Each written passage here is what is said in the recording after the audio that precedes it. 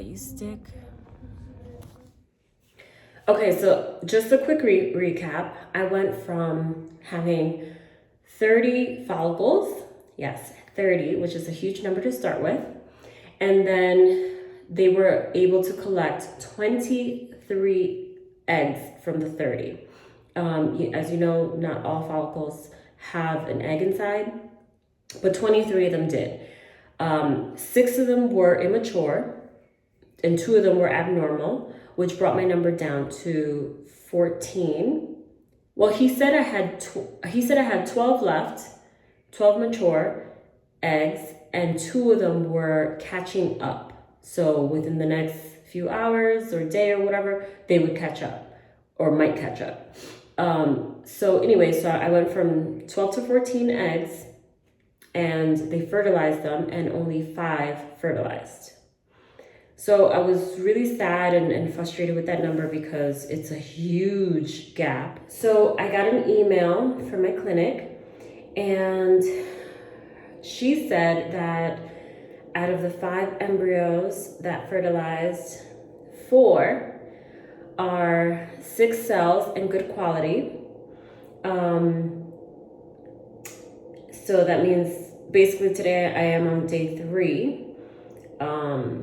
So I'm happy with those results because, as the process goes, these numbers really start to dwindle big time, and they have for me.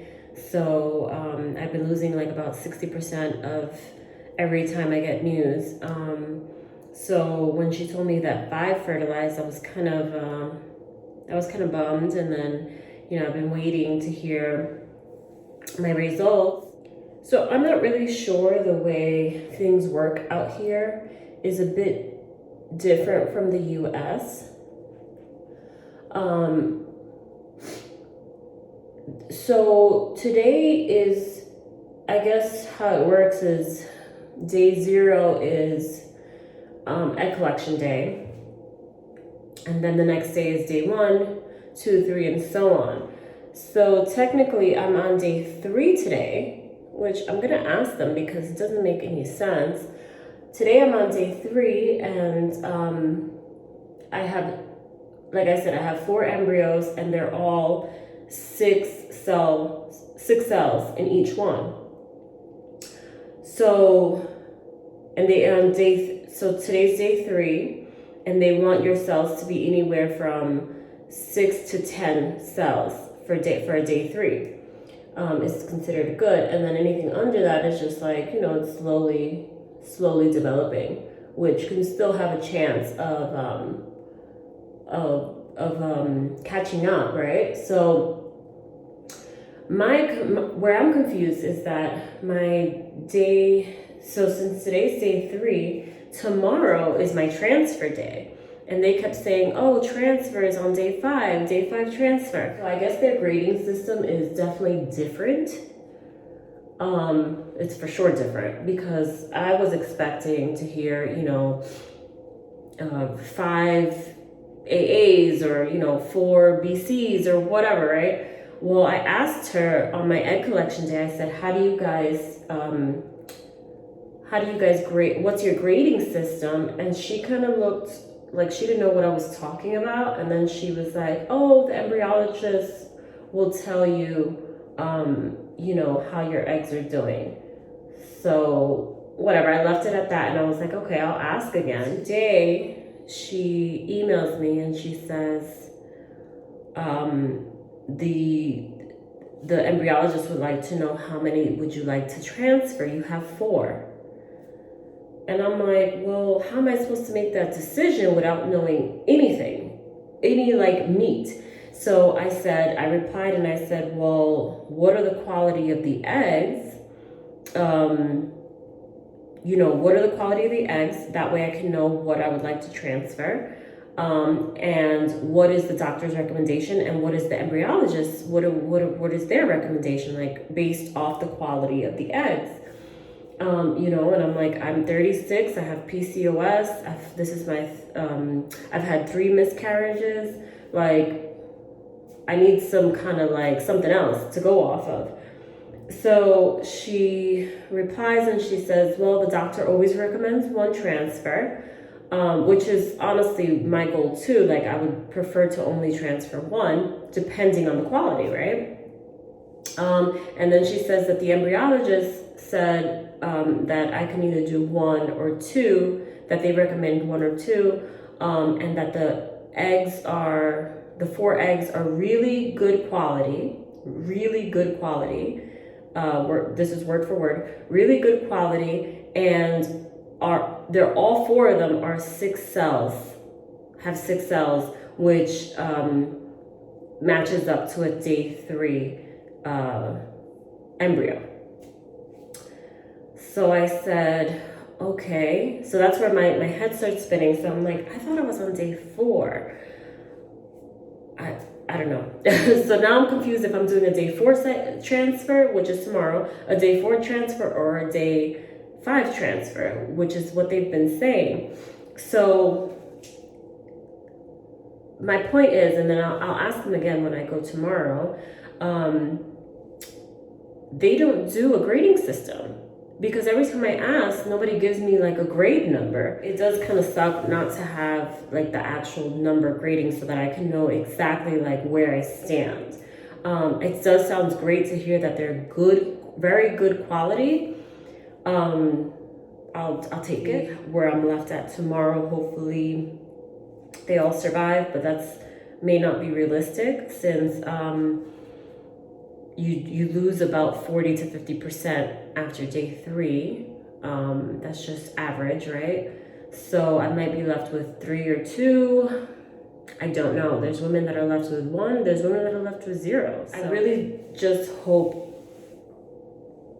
at minimum, of course, 1, because 1 is all that it takes, right? But I really, really hope that I have something to work with in the future. I will do a separate video on this, but I didn't realize how hard this process is on your body. And not that my recovery isn't going well, because it is, but I just feel like it's still a huge toll. Like, hang on. Like, look at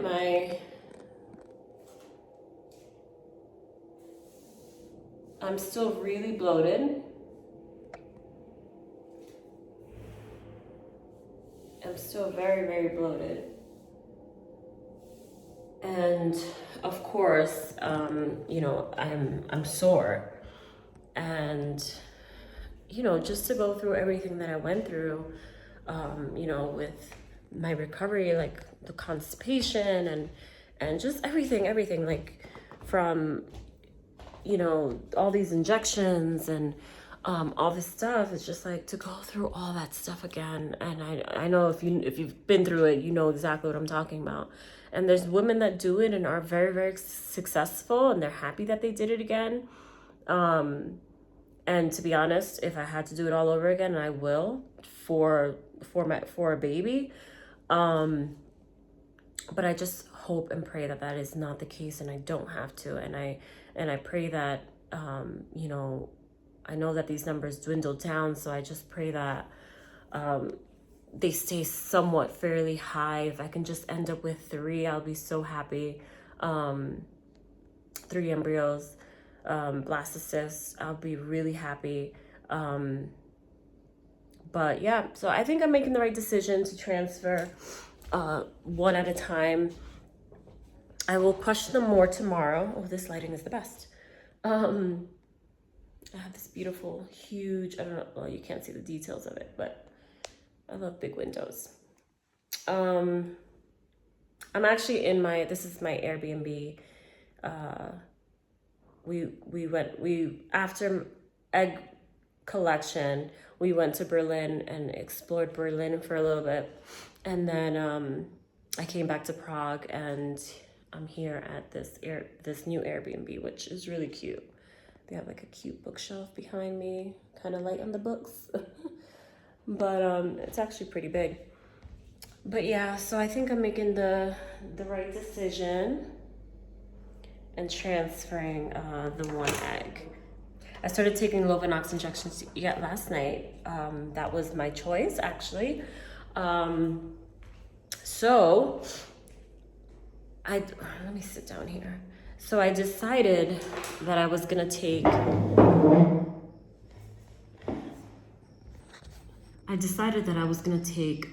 Lovenox a little earlier. My reasoning is because, so my hematologist told me to start taking Lovenox on the night of transfer. My transfer is tomorrow. My last pregnancy, I started taking Lovenox on the day that I got a positive pregnancy test. Now, my question was to my hematologist, isn't that too late? Because at that point, by the time you get a positive pregnancy test, your embryo your blastocyst has already been implanted for about 4 days at minimum, right? Or more or less, 4 days. So if you don't have proper blood circulation, the implantation process might fail. It might not go well. So I questioned him and I said, well, isn't that too late to take Lovenox? This was after I had my miscarriage. I asked him that. And I had told him that I'm already gonna do IVF. And he was like, he kind of didn't really, he basically said no, like it's fine. And then he kind of just went on to the subject of IVF. So he basically said that transfer is more than enough time. And, because usually at transfer you implant within like the next day or two, right? I believe like at least 2 days after transfer you implant in 2 days. So he said that that's enough time, which I'm sure, and he's the professional and I'm sure he's right. But I just figured it doesn't hurt to just start a few days earlier. So I decided to start 2 days before transfer.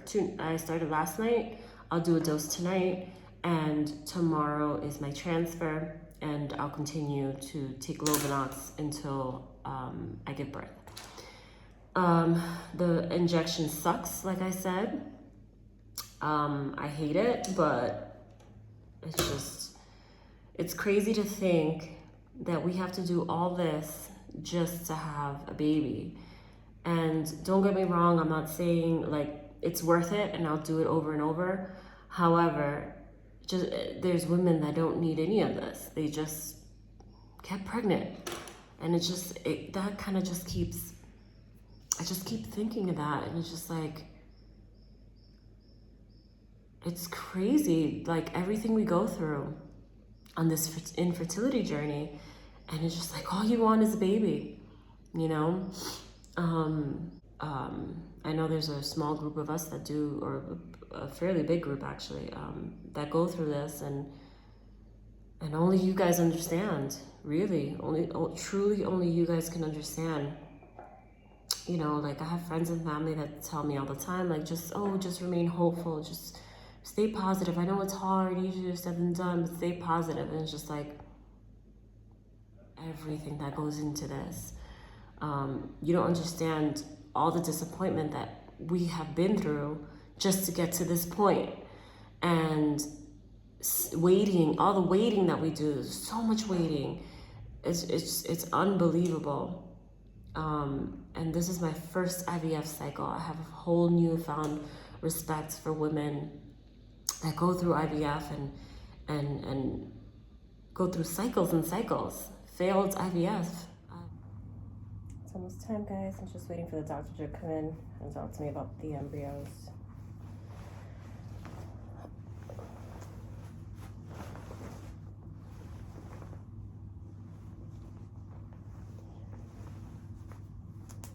I am drinking water so that I have a full bladder. They need a full bladder.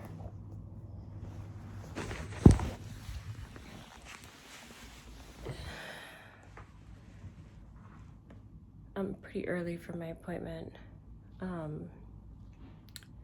The coordinator told me that as of now, I have one really good embryo that they're going to transfer today. And then I have 2 that are not as good, she said. So I'm gonna get more details in a few when the embryologist and the doctor walk in to see what the not so good means. I am freezing them, and she said maybe transfer them both at the same time when I'm ready. Bladder is full. I feel good. I'm still bloated, but not as sore as before, like I told you guys earlier. That's it. It's done. So this right here, this is my uterus. And this right here is where the embryo is, in the middle. You can't see the embryo, but this is the fluid that the embryo was in. They used to transfer and put it into your uterus. So, can't see the embryo, but you can see the fluid, which is this white dot right here.